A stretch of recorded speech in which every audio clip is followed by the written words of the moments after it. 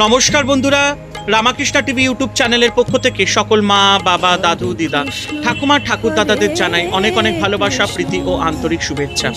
আজকে একটা খুব সুন্দর একটা দারুণ ব্লগ নিয়ে এসেছি। দেখুন, আমরা এসেছি বরাহনগরের পাটবাড়িতে।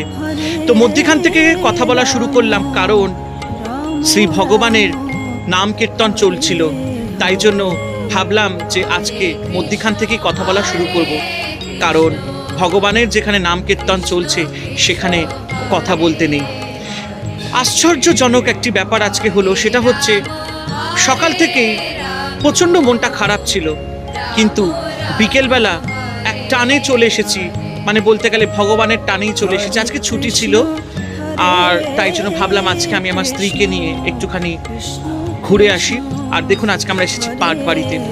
দিনের বেলা আসা হয়নি, কারণ দিনের বেলা এই বরাহনগর এই পাটবাড়িতে যদি আসা হয় তাহলে এখানে দিনের বেলা সেই ভোগটা আমরা খেতে পারতাম, সেটা আজকে আমরা পাইনি, কারণ আমরা সন্ধেবেলা এসেছি।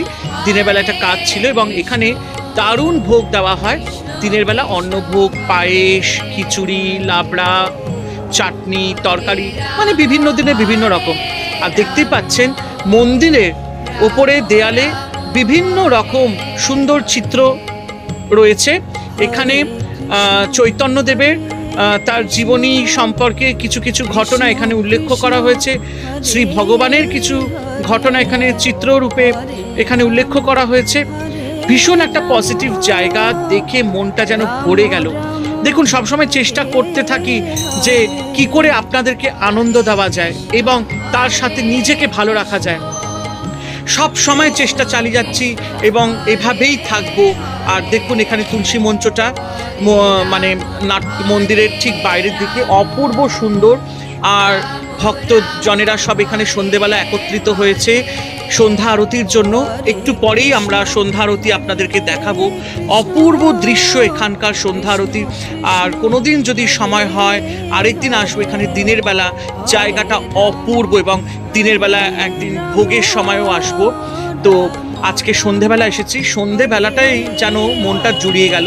আর এ হচ্ছে বাবা বকুলেশ্বর মহাদেবের বিগ্রহ। দেখুন, ভোলানাথের বিগ্রহটি অপূর্ব সুন্দর এই গাছের তলায়। আমার তো মনটা সত্যি জুড়িয়ে গেল। সত্যি এরকম একটা জায়গায় এসে নিজেকে ধন্য বলে মনে করি। জগন্নাথের রথ, সামনেই রথ, জানেন রোববার দিনকে রথ, তাই জন্য এখানে রথটি বার করা হয়েছে। কোনোদিন যদি আপনারা সুযোগ পান অবশ্যই বরাহনগরের পাটবাড়িতে আসবেন, অবশ্যই দিনের বেলা আসবেন এবং আপনারা সারাদিনও এখানে সময় কাটাতে পারেন। সন্ধ্যেবেলা সন্ধ্যা আরতি দেখলে আপনাদের মন জুড়িয়ে যাবে। একটু পরেই এখানে সন্ধ্যা আরতি হবে এবং তারপরেই আমি কথা বলা বন্ধ করে দেব, কারণ আমি চাই আপনারা সবাই মন দিয়ে শ্রী ভগবানের আরতি দর্শন করুন এবং আপনারা সেই আরতির আনন্দটা উপভোগ করুন। দেখুন, এখানে প্রভুজির ছবি দেওয়া হয়েছে এই পাটবাড়িতে যিনি ছিলেন এবং এখানকার যিনি গুরু প্রভুজি, তার সাথে আরও অন্যান্য ভক্তজনের এবং প্রভুজির ছবি এখানে দেওয়া হয়েছে। ভীষণ ভালো লাগছিল, অপূর্ব, যেন মনে হচ্ছিল আমি যেন একটা অন্য জায়গায় চলে গেছি এবং একটা মানে মনের মধ্যে যেন একটা পজিটিভিটি যেন একদম মানে ভরে গেছে। এবং আমি এভাবেই থাকতে চাই এবং আমি সব সময় আপনাদেরকে এরকম সুন্দর সুন্দর ভিডিও দেখিয়ে আপনাদেরকে আমি আনন্দ দিতে চাই এবং নিজেকে ভালো রাখতে চাই। দেখুন, অবশ্যই একদিন উঠে দাঁড়াবো, একদিন অবশ্যই সাকসেস পাবো, কিন্তু শর্টকাটে সাকসেসটা সাময়িক। আমার দেরি হোক তবুও কোনো অসুবিধা নেই। দুজন দেখুন, চারজন দেখুন, কারণ আমার পরিবারের সদস্যরা, আমি জানি আপনারা সবাই খুব জেনুইন সদস্য।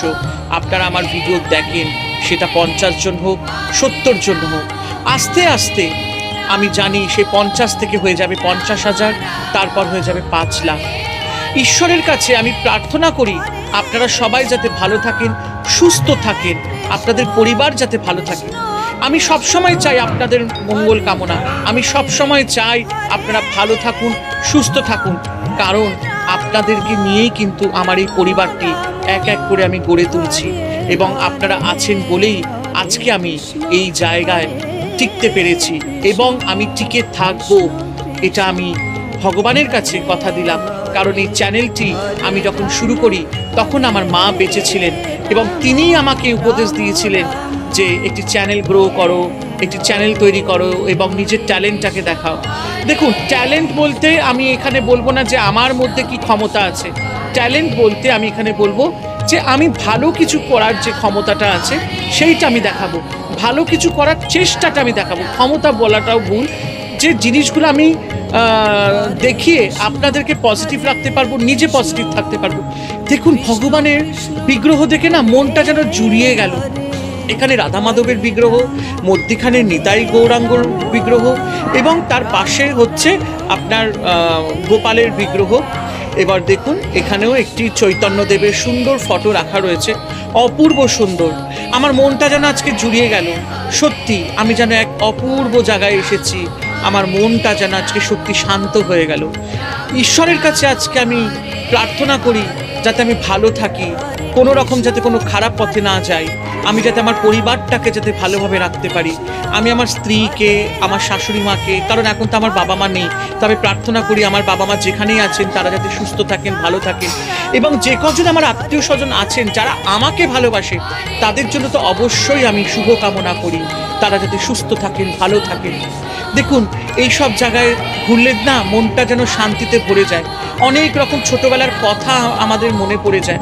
আজকেও মনে পড়ছিল আমরা যখন ছোট ছিলাম তখন বাবা মার সাথে এরকম ছোট্টবেলায় হাত ধরে ধরে কত তীর্থস্থান করেছি, কত মন্দিরে মন্দিরে গেছি।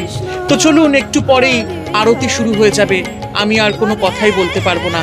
তাই জন্য আপনাদের অনুরোধ করব, সবাই মন দিয়ে আরতিটি দেখুন এবং নাম কীর্তন শুনুন এবং দেখবেন আপনাদের সত্যি খুব ভালো লাগবে। রামাকৃষ্ণা টিভি ইউটিউব চ্যানেলকে এভাবেই ভালোবাসা দিতে থাকবেন।